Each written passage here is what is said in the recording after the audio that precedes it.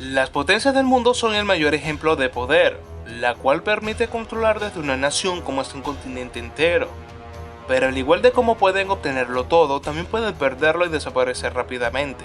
Al igual que las leyendas y mitos, existen continentes perdidos como la Atlántida, en la que fueron una poderosa nación y lo tuvieron todo. Sin embargo, desapareció de un día para otro y quedó como un misterio y un mito.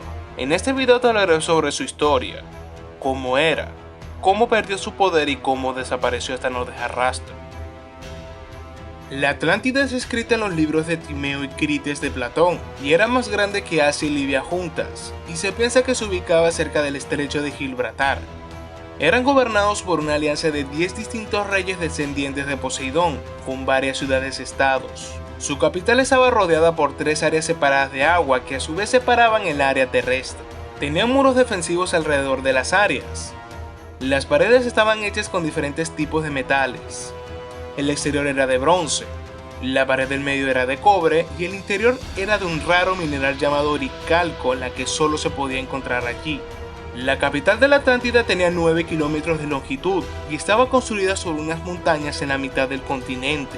Alrededor de ella estaban 3 canales de agua con forma de un anillo que se conectaban al mar por un canal ancho. El canal principal tenía 180 metros de ancho, además que los otros 2 canales medían 360 metros y 540 metros de ancho.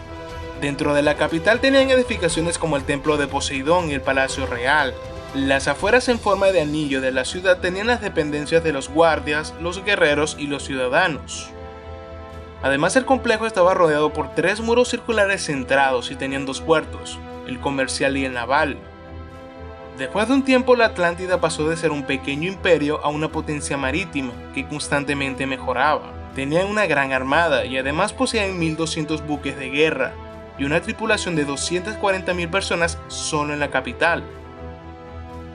En un principio los reinos se regían por medio de unas leyes escritas en una columna de oricalco en el templo de Poseidón. Las leyes más importantes se trataban en que los monarcas tenían que ayudarse mutuamente y no atacarse para evitar un conflicto mayor. Cada 5 o 6 años se reunían y discutían si aceptar nuevos acuerdos o juzgar y sancionar a quienes hayan roto la ley.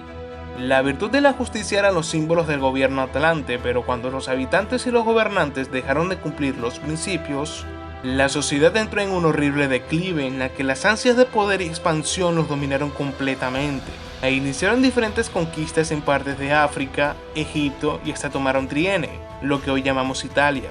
A partir de ese punto los atlantes empezaron a esclavizar a quienes invadió, pero cuando intentaron someter a Grecia y Egipto, fueron derrotados por el ejército ateniense y lo perdieron todo. Solo habían quedado un poco de lo que en su momento fue una potencia naval, y después de un tiempo comenzó un fuerte terremoto y una gran tormenta. Al poco tiempo después, la Atlántida, al sufrir tantos desastres naturales, se hundió de la noche a la mañana, y lo que quedó de ellos desapareció completamente. Si te gustó el video, compártelo con tus amigos. No olvides suscribirte a mi canal. Espero que te haya gustado mi video. Sin más que decir, me despido de un nuevo video.